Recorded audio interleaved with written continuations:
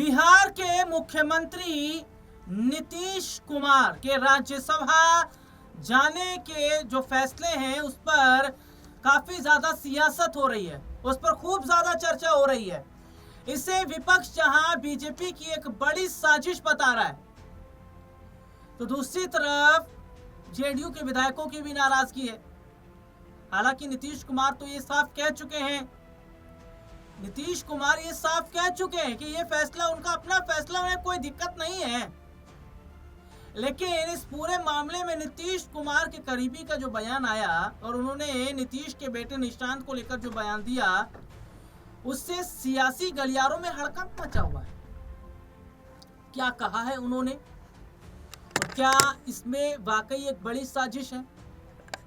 क्या भविष्य की राजनीति को ध्यान में रखकर यह बीजेपी की तरफ से बड़ा फैसला लिया गया? सुनिएगा कि नीतीश कुमार के फैसले पर उनके करीबी नेता जो मनीष वर्मा हैं, उनकी पहली प्रतिक्रिया क्या आई है।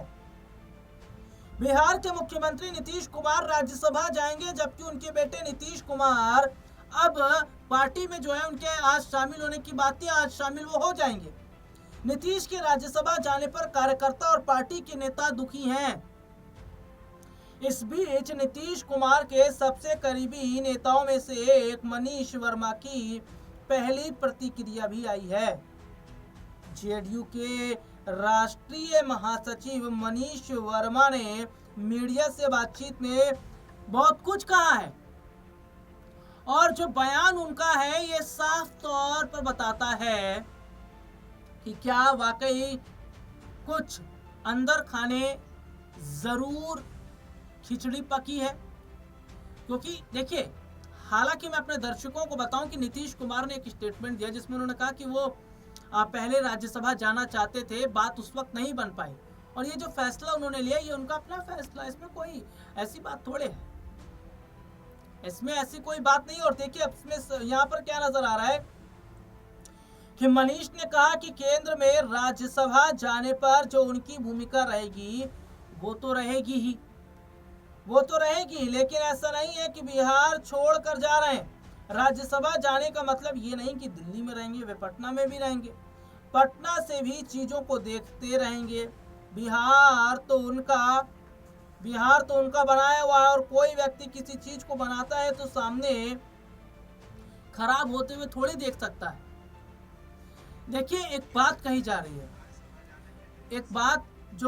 रही है, वो बात ये है कि नीतीश अगर राज्यसभा जाएंगे तो बिहार को संभालेगा कौन। और ये बात कही जाती कि अगर नीतीश जैसे कि उन्होंने नॉमिनेशन दाखिल कर दिया है, नीतीश राज्यसभा गए तो उनकी पार्टी अब टूट जाएगी, पार्टी बिखर जाएगी। इसमें एक साजिश की बात कही गई। एक तो ये पहलू, और दूसरा पहलू ये है कि नीतीश ने क्या कहा। नीतीश ने कहा कि मैंने राजनीति से संन्यास थोड़ी लिया भैया, मैं राज्यसभा गया हूं, इसका मतलब ये थोड़ी मैंने पार्टी छोड़ दी है। पार्टी के जितने भी बड़े फैसले हैं वो फैसले हम लेंगे, पार्टी को कैसे काम करना है, क्या काम करना है, वो फैसले हम लेंगे।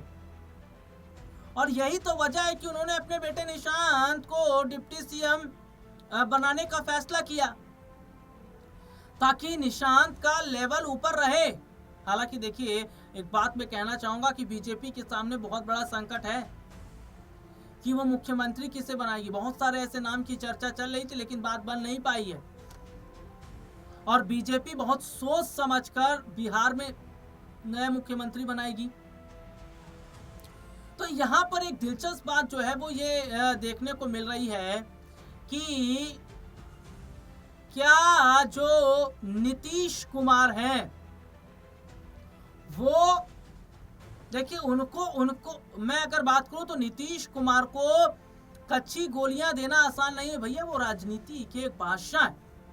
20 साल उन्होंने बिहार पे राज किया, 2000 से आप उठाकर देख लीजिए 2026, इतना लंबा अरसा उन्हें राजनीति का रहा है। ऐसे थोड़ी पार्टी छोड़ देंगे और ऐसे थोड़ी मतलब मोह भंग हो गया। और यही बात नीतीश के करीबियों की तरफ से भी बात कही गई है कि नीतीश राज्यसभा गए, पार्टी से उनका मोह नहीं छूटा है और नीतीश ने कहा कि वो बिहार से जुड़े रहेंगे। अपनी पार्टी पर पूरा फोकस करते रहेंगे और पार्टी पर वो लगातार फोकस कर रहे हैं। क्योंकि देखिए, जैसे कि खबर सामने आई ना, नीतीश राज्यसभा की तरफ गए हैं, या नीतीश ने राज्यसभा के लिए नॉमिनेशन दाखिल किया, उनके विधायक नाराज हो गए, तोड़फोड़ मचाना शुरू कर दिया, विधायक उनके रोते हुए नजर आए। लेकिन नीतीश ने साफ कर दिया कि भैया किसी को डरने और किसी को मतलब जरूरत थोड़े है इतना हो हल्ला करने की। और निशांत की मैं बात करूंगा तो निशांत को धीरे धीरे अब राजनीति के वो गुड़दोज संभाले। हाँ, लेकिन ये बात रहेगी कि क्या पिता नीतीश की जगह निशांत ले पाएंगे, क्योंकि नीतीश ने बिहार को एक लंबा समय अरसा दिया है और नीतीश कुमार से बहुत कुछ सीखना चाहिए निशांत कुमार को कि पार्टी को मजबूत कैसे बनाया जाए, वोट बैंक कैसे मजबूत किया जाए, बिहार की जनता के बीच में अपनी पकड़ कैसे बनाकर रखनी है और पार्टी को आगे कैसे लेकर जाना है, क्योंकि नीतीश कुमार ने अपना वोट बैंक बनाकर रखा हुआ है। नीतीश कुमार हर बात को बेहतर तरीके से समझते हैं, तो तभी तो देखिए बिहार का जो चुनाव हुआ उस चुनाव में जेडीयू दूसरे नंबर पर है।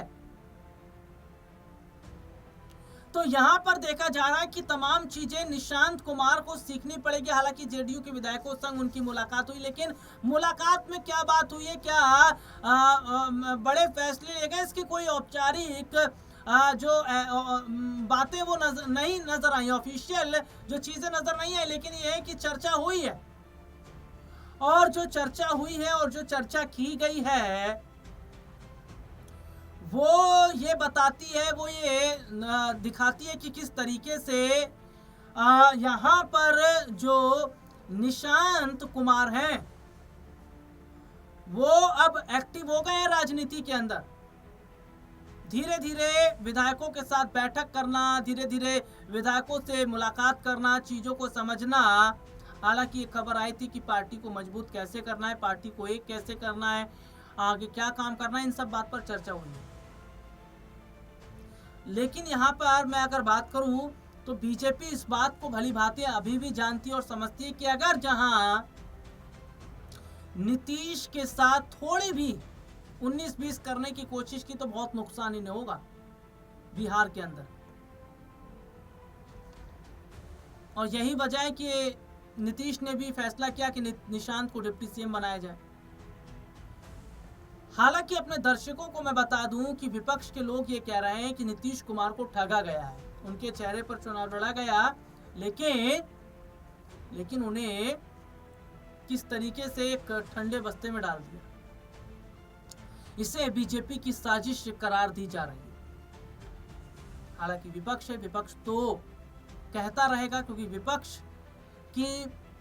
विपक्ष का काम ही है बोलना और हर मुद्दों पर अपनी राय रखना। लेकिन आगे ये देखना होगा कि निशांत किस तरीके से पार्टी को मजबूत करते हैं, आगे किस तरीके से वो पार्टी को संभालते नजर आते हैं। फिलहाल इस प्रोग्राम में